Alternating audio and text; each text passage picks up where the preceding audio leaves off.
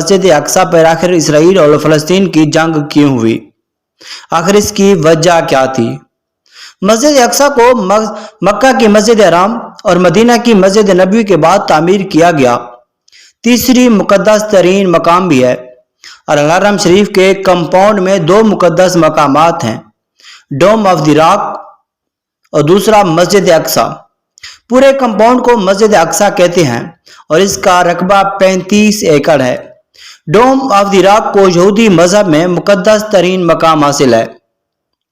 मस्जिद अक्सा से हजरत मोहम्मद सल्लल्लाहु अलैहि वसल्लम ने सफर मिराज शुरू किया और इस मस्जिद में कई पैगंबरों ने इबादत भी की और इसमें बहुत सारे पैगंबर शामिल हैं।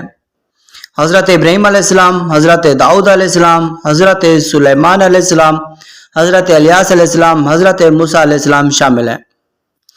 जबकि यहूदियों का कहना है कि शाह सुलेमान ने 3000 साल कबल इस जगह पर यहूदियों के लिए दूसरी इबादत गाह बनाई थी, जिसको रूमियों ने 70 कबल मसीह इसे तबाह कर दिया था।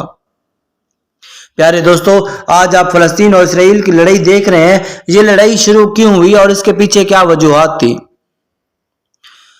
और अब इसराइल जंग जीत गया था और मस्जिद अक्सा पर कब्जा कर लिया था, क्योंकि जहां पे आज इसराइल है वहां पे पहले इसराइल नाम का कोई भी मुल्क यहाँ पे नहीं था। वहां पे सारे सल्तनत उस्मानिया थी और उसमें फलस्तीन था।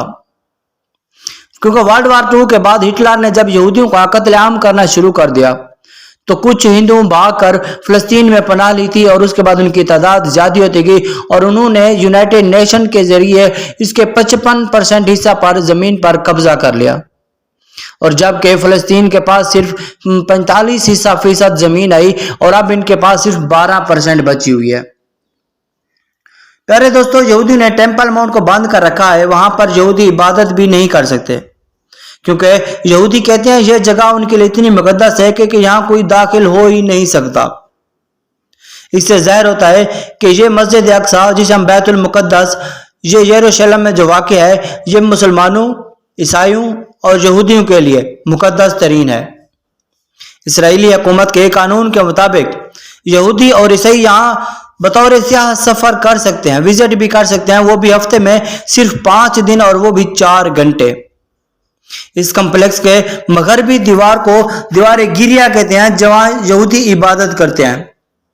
यहूदी कहते हैं कि शाह सुलेमान का तैयार करदा सिर्फ यही हिस्सा अपनी असली हालत में मौजूद है। कभी यह मिस्र और उर्दन के कंट्रोल में हुआ करता था। हजरत इब्राहीम अलैहिस्सलाम के 2 बेटे थे, हजरत इस्माइल अलैहिस्सलाम और हजरत इसहाक अलैहिस्सलाम। हजरत इब्राहीम अलैहिस्सलाम ने हजरत इस्माइल के साथ मिलकर खाना काबा और हजरत इब्राहीम ने अपने दूसरे बेटे हजरत इसहाक के साथ मिलकर मस्जिद अक्सा बनाई और हजरत इसहाक की औलाद आगे जाकर यहूदी कहलाई।